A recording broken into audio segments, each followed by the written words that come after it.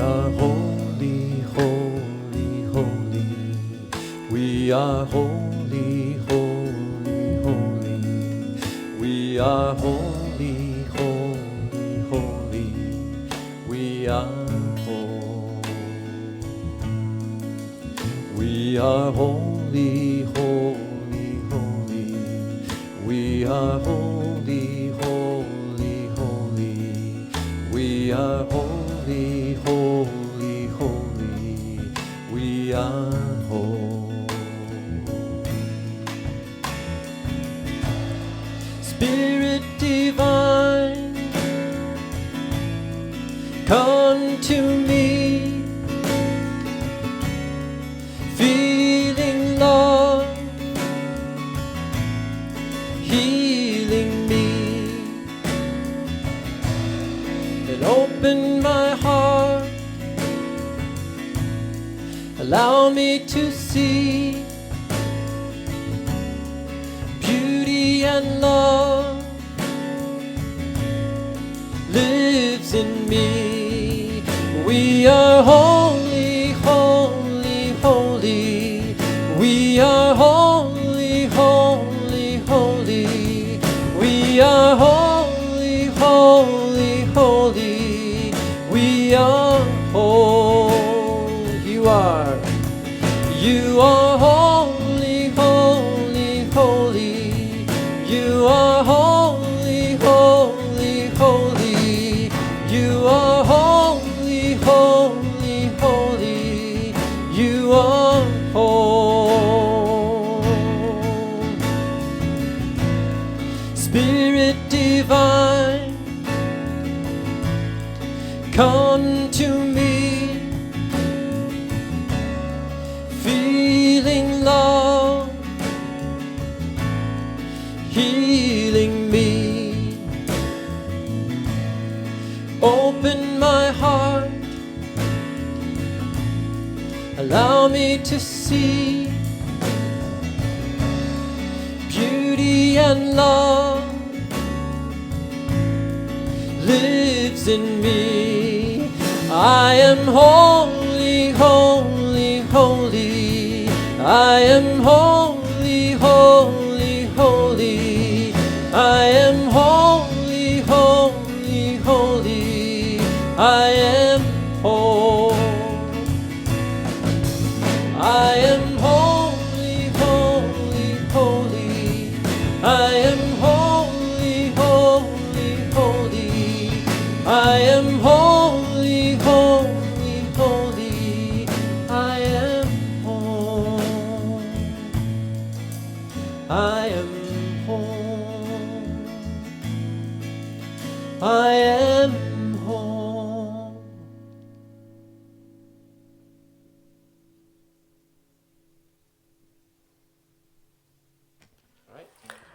Good morning. I'm Jan Svoboda, a prayer practitioner here at the center. Please join me for prayer. Anchoring into that place of peace, a place of knowing.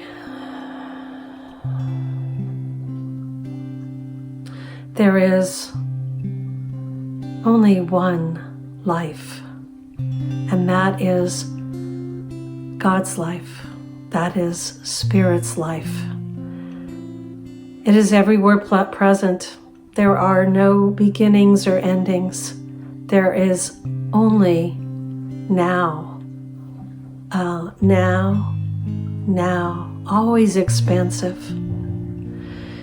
It is love, truth, harmony, peace, and joy. And especially in the season of renewal and rebirth, we see God, Spirit's life in so many new and refreshing ways. The bird's song, the blossoms, the bellowing clouds and a blue sky, the thundering of water coming down from the mountaintops. It is God being God, God being life, God the creator, the sustainer, the director, the comforter. It is right here, moving in and through my very body, mind, and spirit. I am the Divine One expressing itself. And I know this to be true for each one listening, that each one has a unique, specialized expression of the divine. And in this oneness with life itself, I speak my word for and about this service, that this is the right time to be together, that the right people are here listening and being a part of the community, and the right people are giving the talk and making the music. I accept for each one here an opening of our minds and our hearts to the message, to being here, to receive the gifts of this service. May each one receive just what they're looking for. I give great thanks for this coming together today. I give great thanks for the presence of God, the expressions of love here for this service. And I release this prayer knowing that as I do, it has already been done. And so it is. Here is today's affirmation from our Prayers of Wisdom and Vision book. I am one with this divine presence. It is the origin of my strength and my courage. It is both the creator of my path and it is my path. And so it is. Good morning and welcome to the Center for Spiritual Living. I am Edward Fillion and I am very pleased to welcome you here today. Today is the last day of Passover and it is Easter Sunday also. Jews celebrate Passover all over the globe to remember their freedom from when they were enslaved. And they also look forward to a time when all of humanity will be saved from the suffering of every kind that imprisons us in this world. Poverty, violence, climate instability, inequities of every kind, discrimination, corruption, injustices, and all of the troubles that keep us stuck and not able to move forward in the world. Indeed, in Jewish homes on the first night of the holiday at the Passover Seder dinner, it's also a time to recognize, like an affirmation, that although we are free, that not all people are free. In our tradition at the Center for Spiritual Living, it's quite similar to when we affirm and accept in our consciousness that spiritually speaking, we are indeed free and simultaneously we have work to do. Yes, we are free in spirit and simultaneously the journey continues. The call is to let our spiritual freedom move us to pass over and to pass through the limiting social constructs that keep people from thriving. And let us not rest until all people are free. So whether it is Easter for you, or Passover, or spring, or just another Sunday celebration, as a person of faith, I invite you to join me to open your heart. Let us open our hearts together to all of those who are suffering, and maybe that is you who is suffering. We are encouraged today not to forget those who are imprisoned, those who are shelterless, those who are marginalized, and those who are suffering in ways we don't even know of, so that we don't forget the many times that somebody reached out to us in support. When somebody made a sacrifice, a meaningful sacrifice in such a way that it gave us the courage and the hope to rise again, to grow again, to emerge again, to keep on going. In ancient times, Jews celebrated this holy day, the whole holy season, by sacrificing a lamb near the temple in Jerusalem and then eating it during the Passover's first night feast. For Christians, Jesus became the symbol of that sacrificed lamb, the Lamb of God, who takes away the errors of the world, on condition, the story goes, that we accept into our hearts and believe the spiritual truth of oneness that Jesus represented. This is why to his people he was known as the Christ, the Anointed One, the one who saw no difference between himself and the power that created him and that created you and me. And then from that knowing, he taught us to trust that our lives are part of an eternal and ever-renewing holy journey called life. So however you believe or whatever your spiritual history, tradition, or current practice is, may your day-to-day be filled with holiness and wholesome and celebration and support and revelation. I am so glad you joined us today. If you would like to help support the Center for Spiritual Living, please be invited to make a donation on our website, www.cslsr.org. Or if you are watching on Facebook, you'll notice that there is a donate button that you can safely use also. And finally, we welcome you writing checks and mailing them in. And may I say how encouraging it is to receive your notes of appreciation. If you remain to the end of this service, you will see those messages that have been typed up and put onto a scrolling marquee for you to enjoy as much as we and the staff enjoy when we receive them. I am certain that somewhere between the music and the meditation and the prayer is exactly what your heart is seeking for strength for your spiritual journey. Welcome. The Lord is my shepherd, I have all I need. She makes me lie down in green meadows, beside the still waters she will lead. She restores my soul, she rights my wrongs.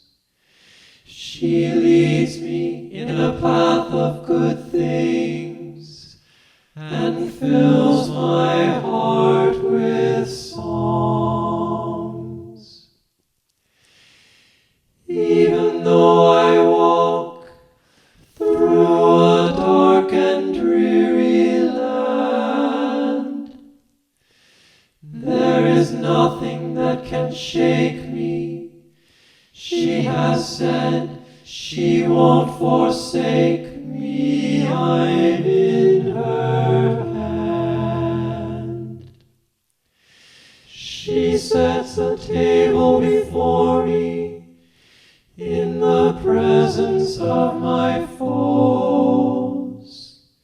She anoints my head with oil, and my cup overflows. Surely, surely goodness and kindness will follow me all the days of my life, and I will live in her house forever, forever and ever.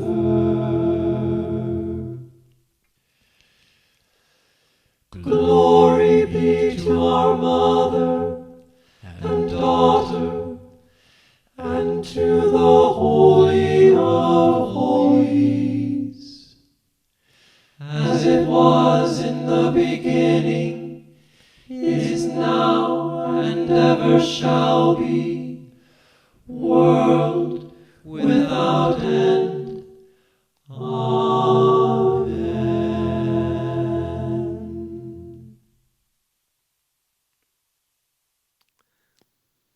Thank you, Christopher, for that beautiful rendition of that psalm. You know, what you can do in 5 minutes of music takes me 30 minutes to an hour to do with words, because that is the power of art and music and poetry, the ability to open us up to speak directly to our soul with emotion and pictures. That is also the power and art that is in the words of the psalm that you sang for us today. It's a perfect poem, a meditation, a prayer, an affirmation for our service today on Easter Sunday.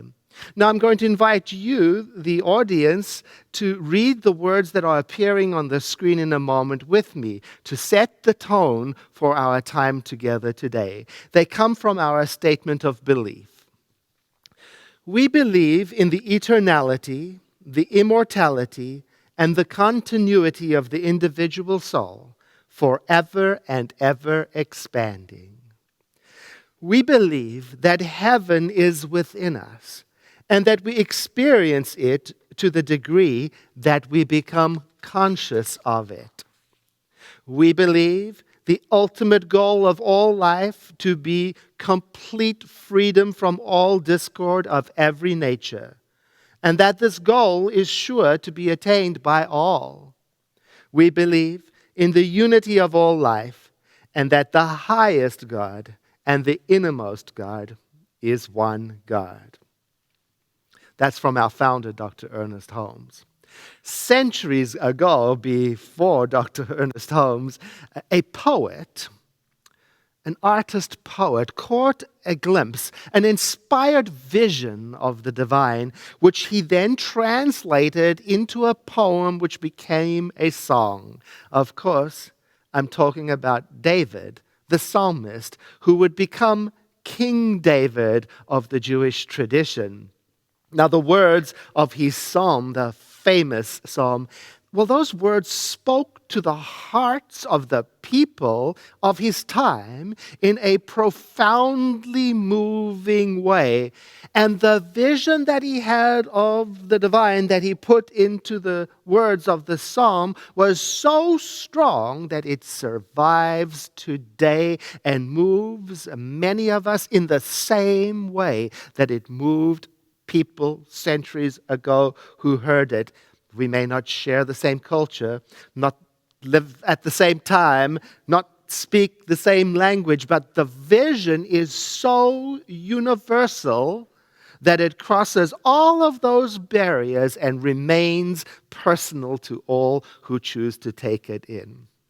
A vision. Have you ever had a moment, a visionary moment? You know, one of those moments when you're doing whatever it is you're doing, and it's as if the world pauses for a moment. And at that moment, things click into place in your understanding. You understand life more expansively, more precisely. It's like a download of information, of wisdom, of seeing, of feeling is pouring into your heart and mind. Maybe you weren't expecting it. Maybe you weren't even planning for it. It just arrived. It just came. And the moment allows you to see a universal picture of life a little more clearly. That idea, the image of a download, got me to thinking about, online streaming video applications and services. I'm sure many of you have got something like Hulu or Netflix or YouTube. Well, there are many of them. Whatever it is you use to stream or download your entertainment, because there is something among several of them that really annoys me. There I am. I'm browsing through what video I want to watch, minding my own business, and a video preview just starts to play by itself. And suddenly it's in my living room and it's in my mind. It's pouring into my consciousness. I'm exaggerating a bit, but I think you understand. Clearly, I can't claim to be a victim to this automatic preview video because I tuned in. I was available to it already. I got to thinking about that because I imagine that's how David's vision came to him. You see, he was a shepherd. And at the same time that he was a shepherd, he was also tuned into something larger than his identity as a shepherd. And this is what made him available to that automatic download. And so I imagine the vision came to him while he was just simply doing his shepherd thing. And then when the image came, it came to him in imagery that spoke to his heart, that made sense, that he could understand. It came to him in the form of the relationship between the shepherd and his herd. Now today, that might seem a bit distant for many of us to really connect with, for many people in our world, who have little connection to sheep herding. In Sonoma County, at least, we probably have more chance of encountering a sheep than many other communities in our state in the larger urban areas. And even so, very few of us have experience of or are familiar with the career path of sheep herding, one person to a herd. So, when the Psalm's first lines are uttered, "The Lord is my shepherd," we must place ourselves in the time and in the place of the people who were hearing it for the first time. You see, tending to livestock was a crucial part of the lives and safety and sustenance of the people of the time. And so they instantly understood, they connected with not only what was being said, but they understood between the lines what wasn't being said. No one needed to explain it to them like we have to sometimes explain it to ourselves. So with the words, "The Lord is my shepherd," David instantly evoked an image that in his time had so much warmth and depth and relevance and feeling and meaning that in that one sentence he said everything that he would ever need to say about the divine in a very particular way. Because in that one sentence, this poet, he converted any image of an angry, jealous, judgy, parental God into something sweet and personal and close, something that watches and guides. I was wondering, what would be comparable for us today? I don't know what career path makes us go to that place of goodness and sweetness, Maybe it's teachers. Maybe it's parenthood. Each person's going to have their own one. So today for us, when we say the Lord is my shepherd, perhaps we can connect with it if we say, it's like declaring something like this: I am so utterly aware of the everywhere present nature of the Divine One. And this is where the second line comes in, right? I am so completely aware of the sweet nature of the divine presence in my life that I shall not want. In the version that Chris just sang for us, the lyrics are given like this for the second line: I have all I need. And so we have to look at that sentence and explore its meaning. You know, it evokes the sense of that biblical phrase, my grace is sufficient to you. It's about enoughness. It's about being at peace with what is.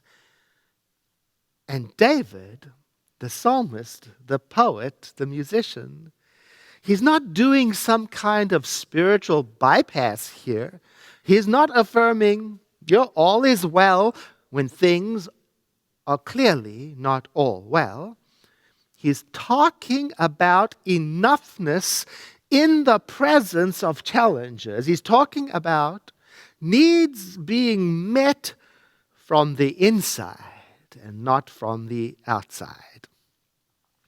Rabbi Kushner, a great spiritual author, he says that his version of this second line of the psalm would read something like this: I shall often want, but I will never feel deprived or diminished if I don't get what I yearn for, because I know how blessed I am by what I have. Wow. You know, so many of us this last year have realized just how precious life is, how precious community is, and connection, and family, and freedom, and well-being, and justice. And many of us have not been able to see family, to connect. We have not been able to celebrate significant life passages or mourn together. And some have even not been able to get the care they needed or accompany others to get the care they needed. So the psalm and its words come to us at a very tender time. So let us see what it says about this guiding presence. It says, He makes me lie down in green pastures.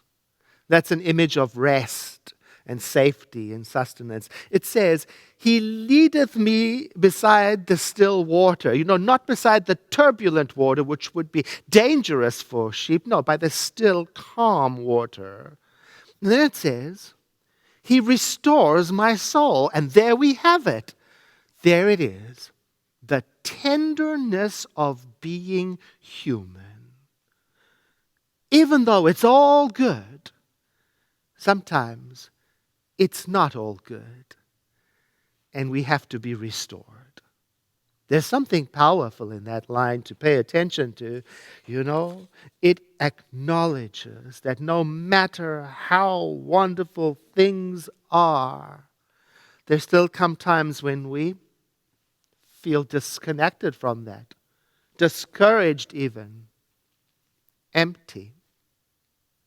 Yes, in the divine I have all I need, and still there will come times when I need to be lifted up, filled, put back on my feet. I can relate to that.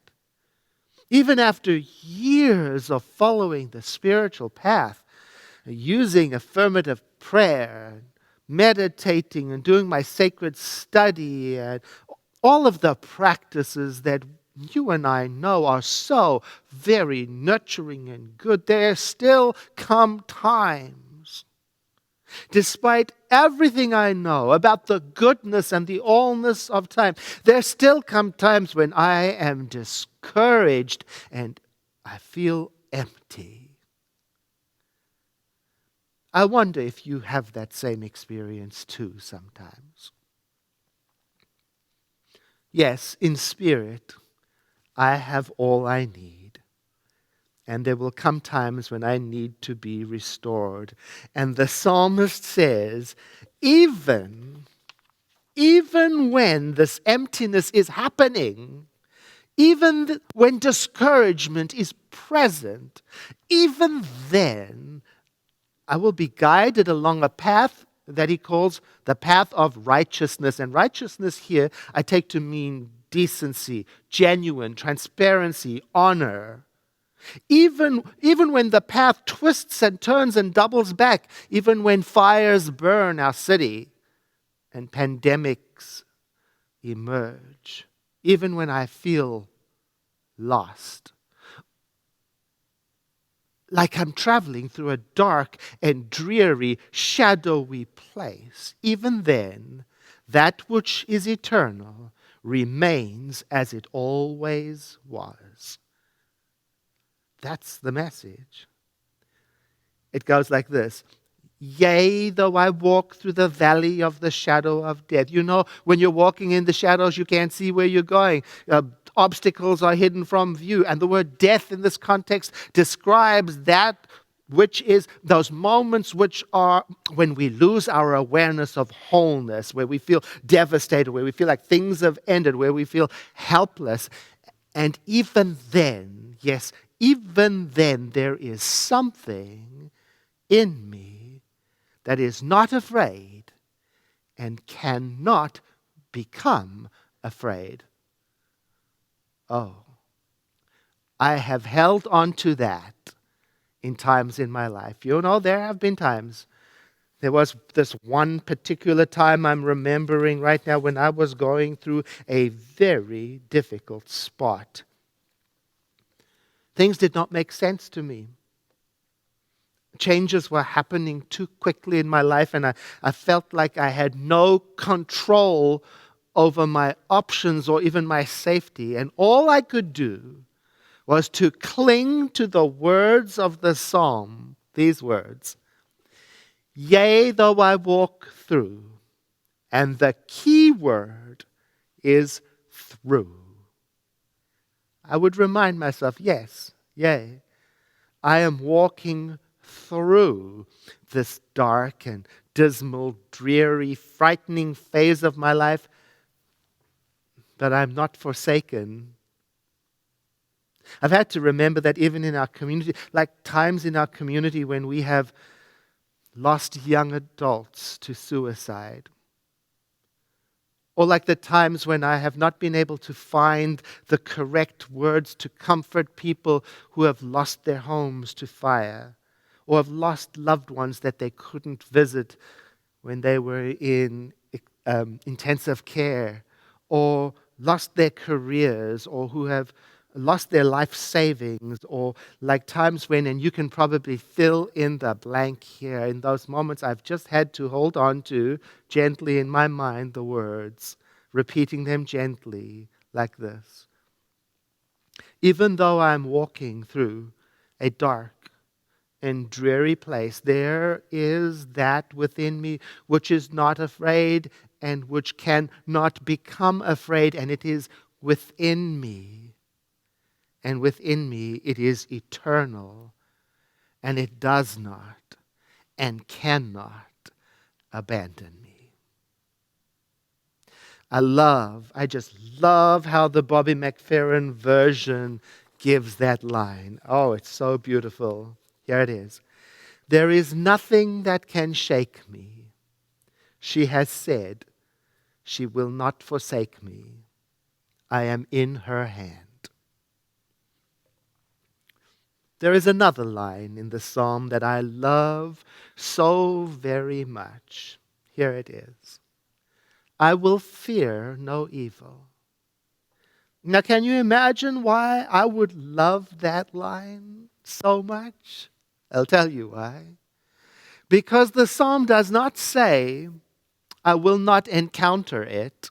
No, it does not say that. It says, I will get through it.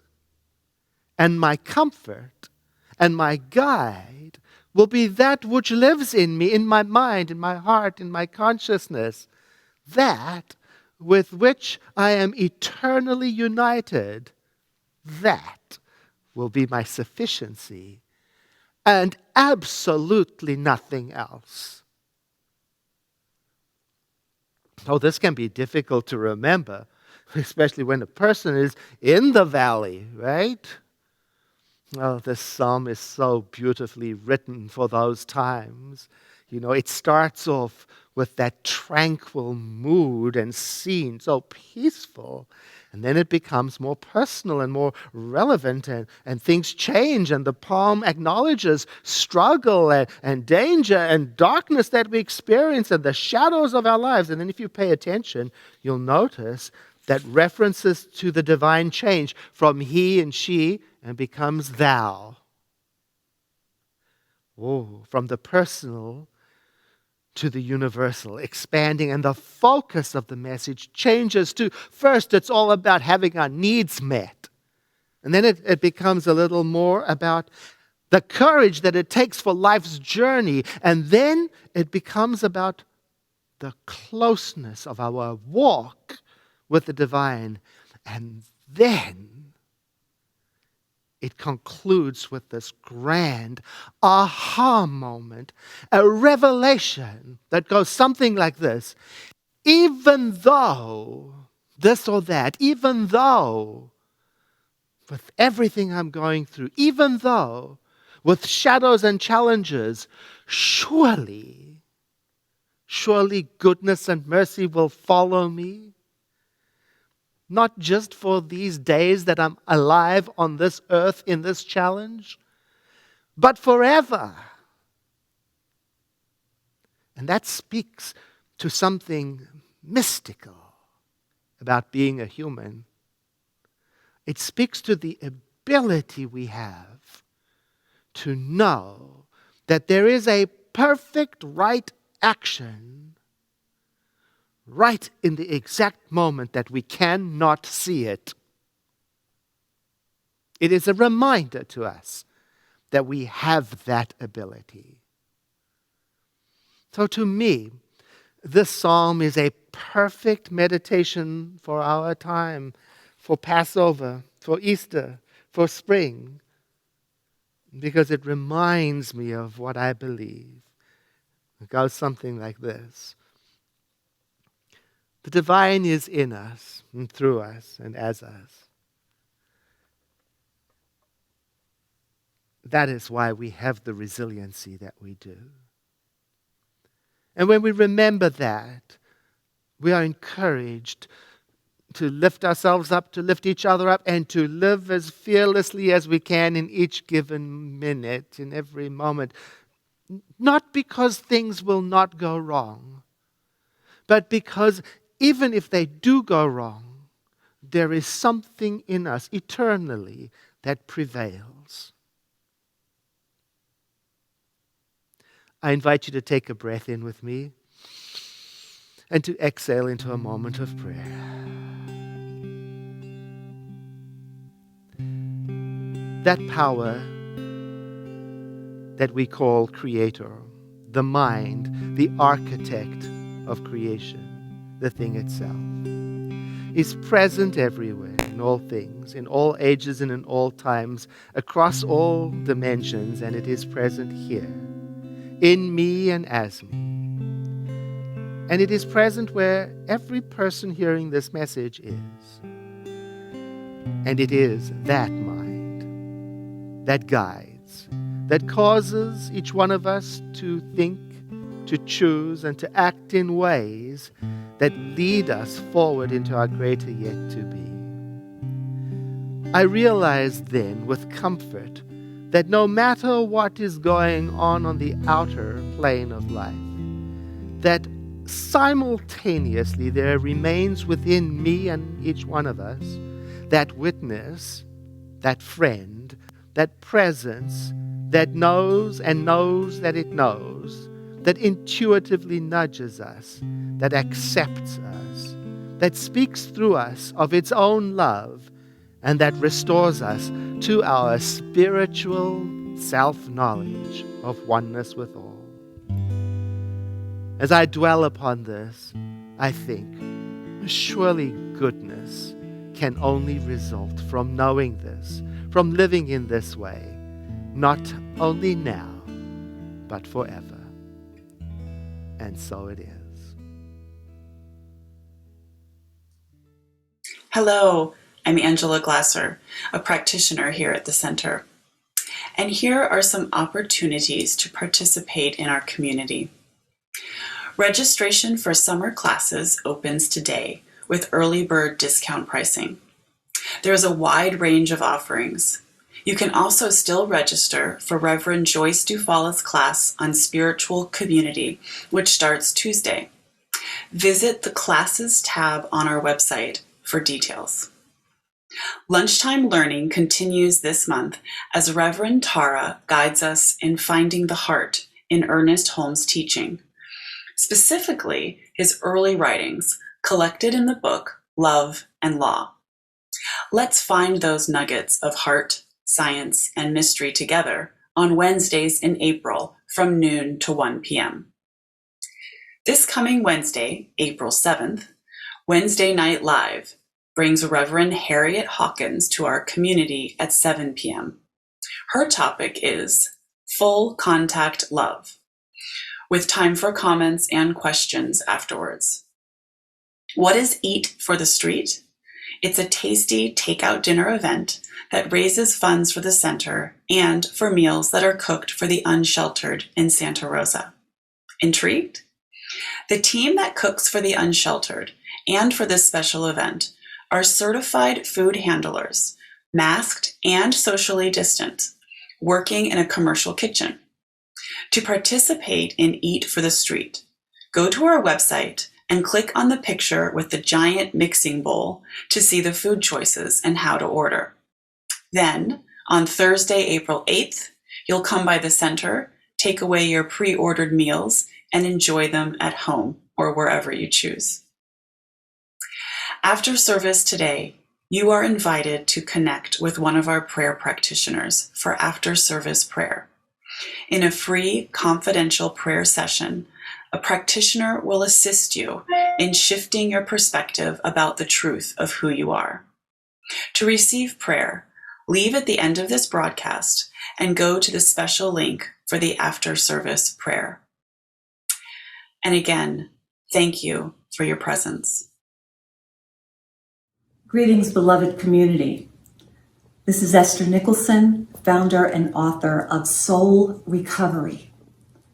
Recovery is actually the rediscovery, reawakening, and realigning to your essential nature of confidence, empowerment, clarity, a sense of safety, freedom, and your overall well-beingness. So in this workshop, the Healing Code of Forgiveness, Freedom from Shame and Trauma, we're going to release that heavy energetic, that heavy weight of those experiences and those illusions that you've been carrying around. And we are going to get reacquainted with your true identity, who you really are. We are going to reconnect. You are going to reconnect to you, the real you. So join me in this workshop, the Healing Code of Forgiveness, Freedom from Shame and Trauma, Center for Spiritual Living, Santa Rosa, on April 18th. When you register for this workshop, you will be given the link to join us on that date and time, where we're going to go in and we're going to heal that inner child. We're going to set you free and reignite you, recover you, the real you. I am so looking forward to being with you, beloved. Peace and blessings. Hello, CSL Santa Rosa. My name is Harriet Hawkins, and I am so delighted that I will be joining you on Wednesday, April 7th, to talk about full contact love, to be that love, to fulfill that love on every level and dimension of our being, and talk about what its connection is with science of mind. That we have this beautiful symbol here, which I absolutely love, that reveals so much more about the creative process, different states of consciousness. I use it for everything. And why did Ernest Holmes, near the end of his life, say, I wish he had talked more about love than law? So we're going to look at all of that and play with all of it, and hopefully, the intention is, by the end of our time together, we will walk away with our hearts, our bodies, our minds, our souls expanded and infused in pure, unlimited, unbounded, creative, unconditional love. Thank you for joining me. I look forward to seeing you then.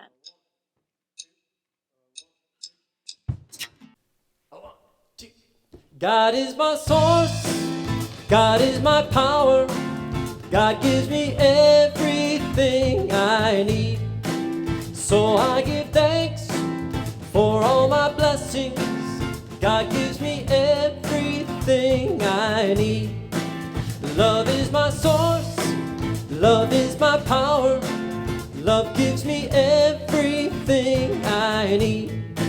So I give thanks for all my blessings, God gives me everything I need. Peace is my source, peace is my power, peace gives me everything I need. So I give thanks for all my blessings, peace gives me everything I need. God is my source, God is my power, God gives me everything I need. So I give thanks for all my blessings, God gives me everything I need. God gives me everything I need. God gives me everything